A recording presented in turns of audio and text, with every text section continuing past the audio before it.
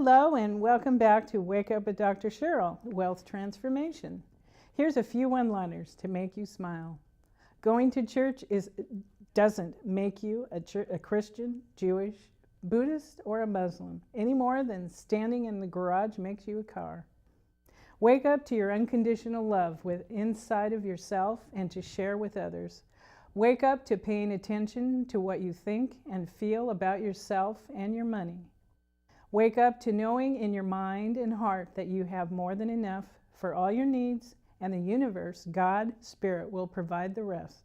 Wake up to trusting your higher self. Wake up to just being happy from the inside out.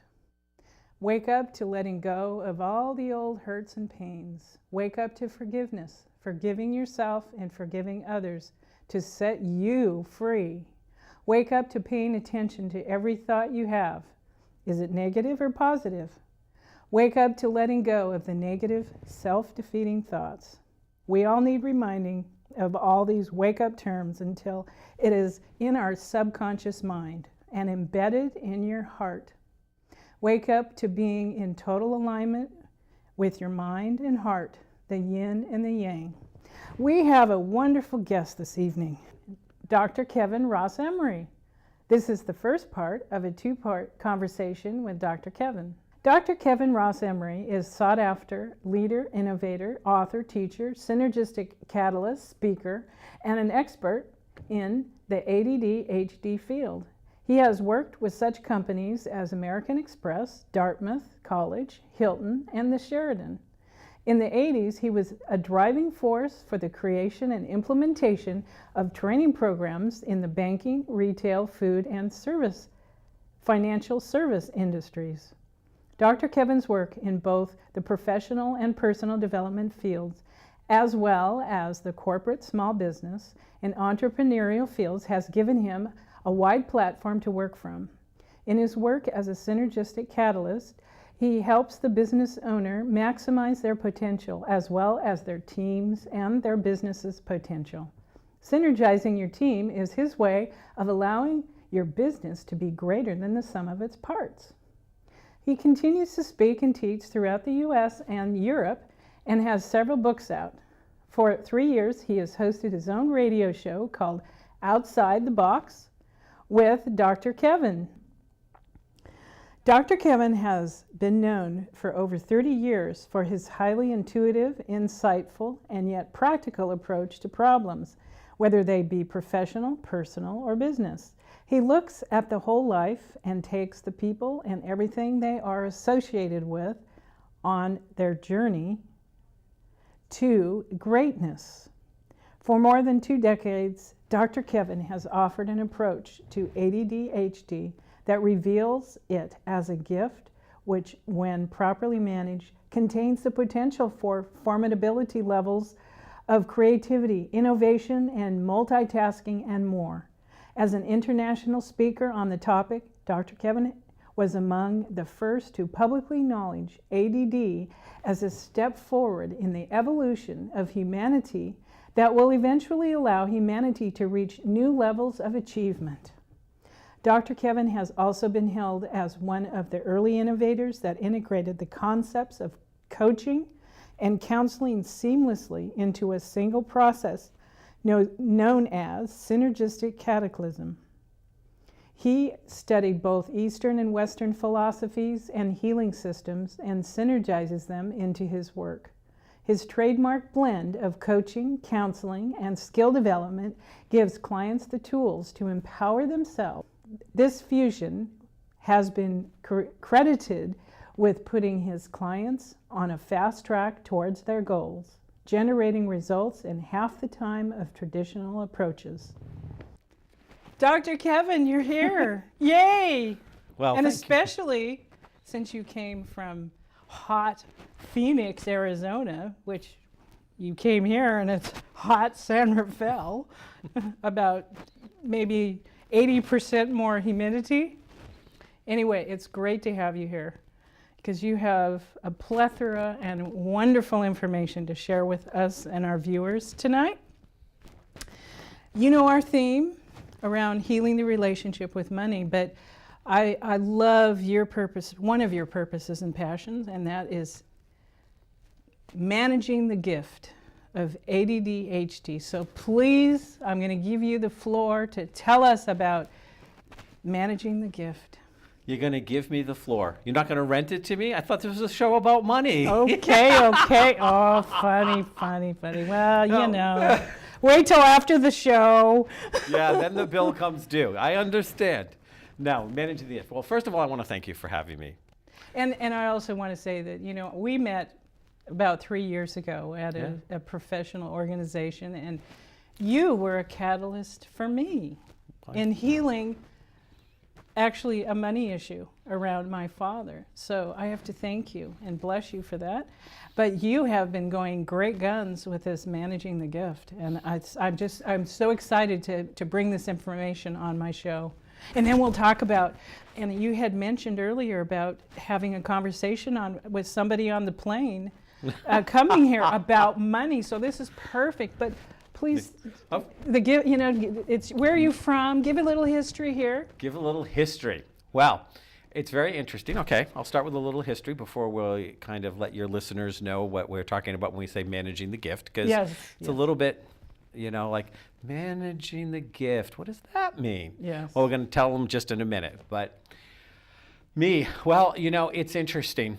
I have always myself been kind of ahead of the curve, a little bit outside the box. I'm sorry. That's okay. Every curve. Oh, I'm doing this spontaneous tonight because I know you. So we'll have some fun. Absolutely. You know, and that's what it's about.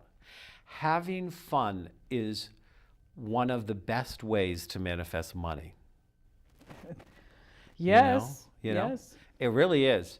And you know what? I am going to tell your audience a little bit about me, but it seems as if that was the perfect intro about this young man I met on the airplane. Oh. I'm going to start there. Okay. And then we'll go back and we'll fill him in, you know, right. A little bit more about who I am and what I do.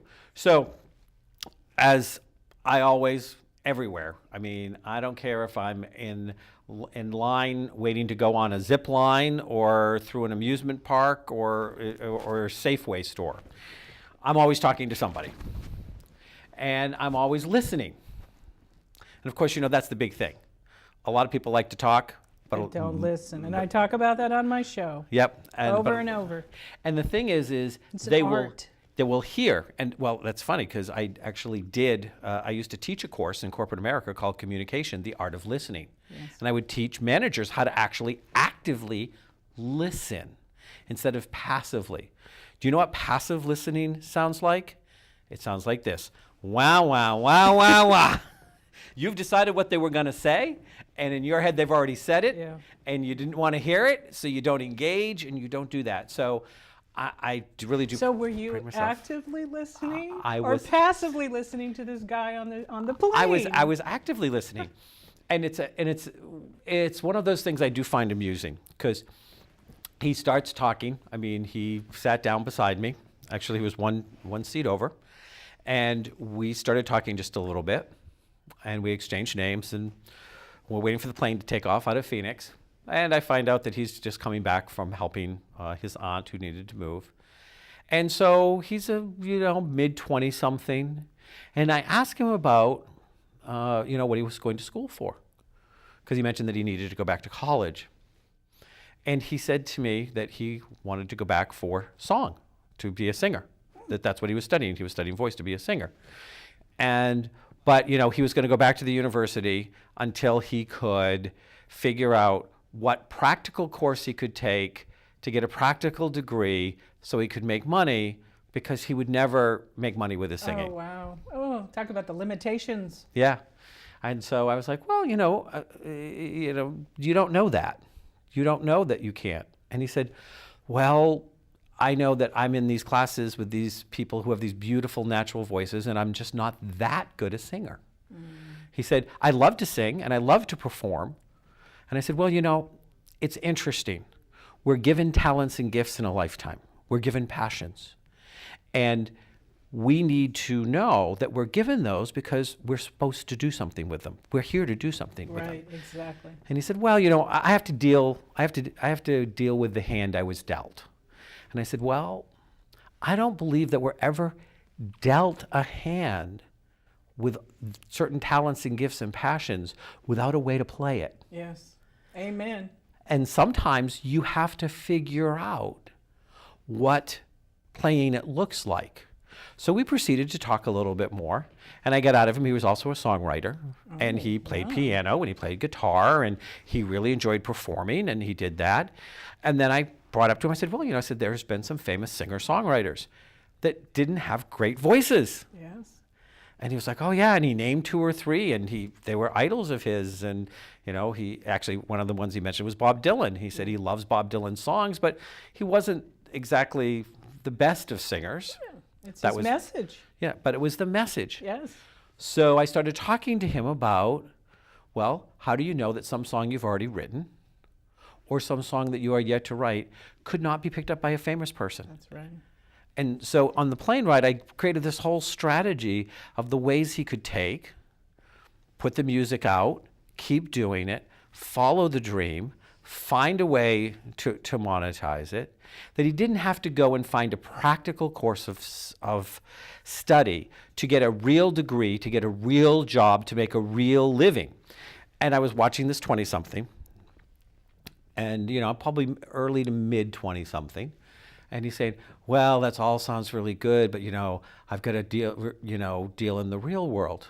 And I said, the real world's what you make it. And there's all this illusion that the practical degree, and if you're not good at it, if it's not your passion, if it's not what you wanted to do, then he's not going to do it well. I mean, he'll do it enough to get by, just like most of the people out there. Do it enough that's just for the money. But if you're not living your passion and your purpose, and you have enough faith to get you from here to there, to the next step, to the next step, and the next step, how will you know? And then, you know, they say, as you know, we're in the same circle of people, is that when you act on your passion and when you really believe in what you're doing, the money it does follow. Yeah.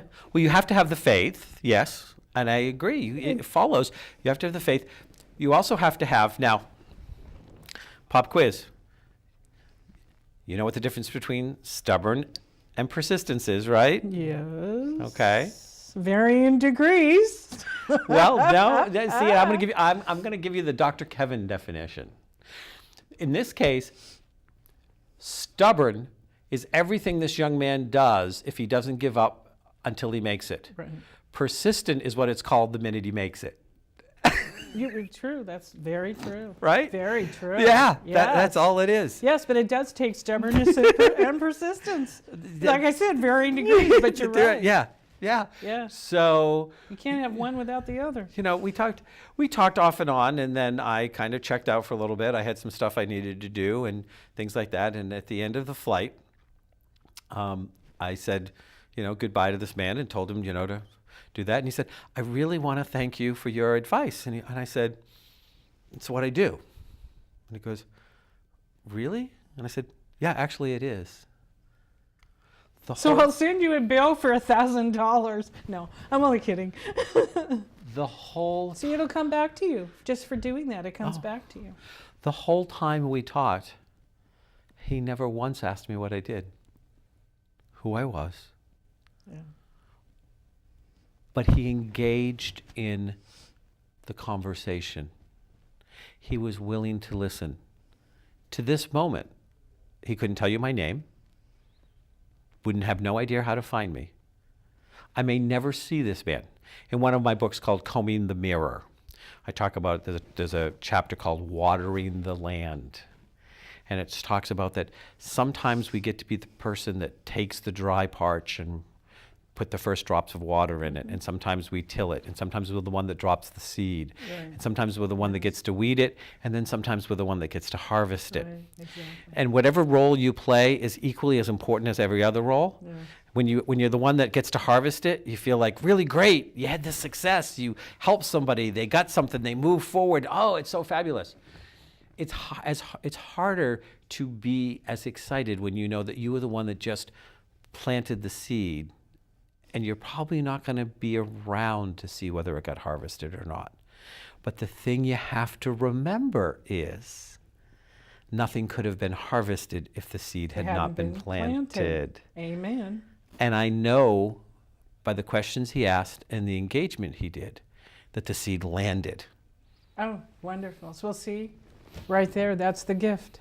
Yeah. That's the gift. So tell us about where you came from, and the socioeconomic place that you came from. Well, you know, I know you're a Maine boy. I'm a Maine boy. Yes, I'm from Maine. And I would say that I had an economically challenging upbringing with a set of different mixed messages. Like what? Well, in some ways we lived very well, and in some ways money was always presented as an issue. In what way? Oh, well. Fear, not enough? Well, fear. Like most people. Fear, not enough. And what I really learned as I went back and I looked at it was that it was about money being used as a weapon. Oh, that's what I was thinking. I was wondering if they used it for manipulation. As a weapon. So, wow. You know, I did not come from a background where, we were probably dead middle class. We weren't lower middle class. We certainly weren't quite upper middle class, though there were moments, there were relatives, there were things where you would look at us as perhaps upper middle class. Yeah. It vacillated a little bit. But definitely, I would say that there was some huge drama played out on the stage of my childhood around money. Your mother, and between value. your mother and father? My mother and father, my parents divorced. They actually divorced when I was 7. Oh, you were young. Yeah. Yeah. And my mother remarried later that same year. I had turned 8, but it was kind of the same year. Mm-hmm. One of the things that it did is it made me at a very young age determined that I would have financial independence. It worked I was 11 when I got a chance to work under the table. Okay, I think it's enough years ago. It's I don't 11 think years old as you're working under the table. Oh. I was working under. I worked at babysitting from 10 on. But I Yeah. never paid taxes at 11 years old or 10 years old. Yeah. Is that under the table? Well, yeah. By that time, I'd already had a paper route, and I was like mowing lawns. But it was my first real job, and that real job was actually cleaning a bar room. And so you smelled liquor when you were 11 years old. And what they had to do is this bar was around the gate of a Navy yard that worked 3 shifts. So there would be people coming in at 7 or 8 o'clock in the morning for Chilean beer. And basically, if I got there early enough, so I'd have to get up and get there at 5 in the morning to scrub and clean clean and scrub the bathrooms, wow. and mop the floors and do the stuff. They paid me $5 an hour, which was like wow back then. Yeah, and part of it was because I was such a good worker. I went in and I was scrubbing with ammonia and cleaning out toilets, and you learned from a very young age the work ethic and the value of money. Yeah, well, and it was very intermingled because on one hand, the guys that owned the bar, they used to refer to me that I was the wizard. They said that I was such a hard worker that they thought I'd be a millionaire by the time I was 18. I would actually also do a good job. Well, yeah. It wasn't just doing it; it was doing a good job. And what they would have to do is sometimes the police would come in when they were getting on and off shift. If the police came in, they'd have to hide me under the bar until they left. Well, yeah, 11 years old in a bar. Oh my gosh, they'd be in trouble. So you were doing on the edge things way back when? Way back then. Way back when. I started working at a bank when I was 15 in the demand deposit accounting department, and worked after school and worked weekends. And was saving money for college because I knew that I was going to have to pay my own way to college. I was my mother and father's only child. Okay. But my father had adopted my 2 older brothers, which as children we didn't know because my mother had had him by a previous marriage. But the way that the marriage had worked is her husband and her divorced, or in the divorces when she was still pregnant with a second child. Okay. So she married my father. My father adopted both of them. We were being raised as 3 kids. Oh, okay. Okay. But I was always the linchpin because they, the adults, had the knowledge that I was his blood child, and I was the place where they could most of the dance could happen. Ah! Oh, ew, Oh, yeah, the things we do. No. Yes. So I just wanted, because we have such precious time here, Okay. I honor where you're from and where you are in your life today, but I really want to talk about managing the gift. Okay. Because this is so much information that is so important. And then we Absolutely. can talk about it with money and how that relates with money. Absolutely. And part of, and I'm going to finish just a little part of that story because it's kind of going to push me into this, is, when we talk about where I come from, I decided that I was going to go to college I was contemplating between business management and psychology. And then I ended up getting a major in business management and a minor in psychology. But I ended up going in when I was into my senior year of high school. And I had already signed up for college classes. And I don't even know at this point how I arranged it, but I was already accepted to do the college classes. And I went into my high school and I said, I have all the credits I need to graduate. I had like a 3.6, 3.7. And I said, so I'm not coming back. I'll be back to get my diploma. And they said, but we don't have early graduation here. And I said, well, you'll figure it out. And they're like, Mr. Emery, I don't think you understand. We don't have early graduation here. And I said, I've already thought this through. The worst thing you can do is put me in classes, flunk me out of them, wreck my GPA. I'm already started college classes. You still have to graduate me because right now I have everything I need to graduate. I've already got what I need. I said, so you will figure it out. And they tried one more time. They said, we do not offer that program. I said, you do now, congratulations. And I left. And I went back at the end of the school year and I got my high school diploma. And the reason that I wanted to include that story is I spent the next 12 years in the corporate world, balancing between working as a manager, because I got my first managing job in banking at 18. At 19, I wrote the first teller training program in a downtown Boston bank at 19, convincing people 3 times my age that you needed to actually have a training program. And by my early 20s, I was developing critical thinking-based management development programs. And I was explaining to corporate America that we needed to teach people how to think, not what to think, if we wanted them to be successful. And would talk to them about how their own companies had a language. And we needed to make sure that their managers could understand and speak the language. I'm in my early 20s, right? And we're talking the early 80s. Yeah. So this is just groundbreaking. There are no books on it. There are no studies on it. There are no management theories on it. And in fact, I can still go into corporate America today and say some of this stuff and they don't know what I'm talking about. Wow, it's taking so long to get it. To recognize the human capital. That's because of the power struggles that go on. Oh, and there are plenty of them. And it ends up being around the money. And they think that money is the ultimate. But you make it all right with a raise. Wrong. Yeah.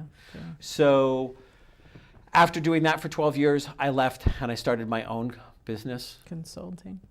Yeah, well, and I really went from the business side into studying Eastern and Western philosophies and to getting into dancing, even what we would call in the New Age community, utilizing the whole person, all of my gifts, all of this, to kind of look at the fact that it was a myth to think that we could successfully compartmentalize.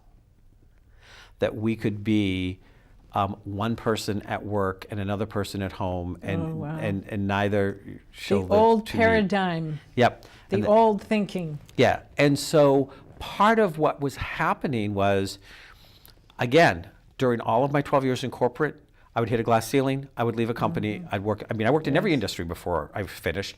Every industry in the time, or the majority of them, and was back end, front end. Started in accounting and auditing and banking, and I ended in sales and marketing and advertising and did in operations. I mean, I did everything because I had this mind that could not stop wanting to learn, to absorb, to bring things in. So I added all that in because I'm getting to the managing the gift stuff. I'll leave you with this. The soul's journey, the higher self, is our other guide who waits patiently while we journey into the illusion with the ego until we are ready to hear the truth. It is through the gentle whispers of the higher self that we wake up bit by bit until we finally remember who we are. That's what transformation and enlightenment are. It is not the work that kills men, it is worry. Work is healthy. You can hardly put more on a man than he can bear, but worry is rust upon the blade. It is not movement that destroys the machinery, but friction. Never give up on your pursuit of your purpose and passion. And even if you don't know what that is, work with integrity and have a positive attitude wherever you work, and especially with your family and friends. Be grateful for what you have, who you are, and be grateful for your freedom, and eat healthy.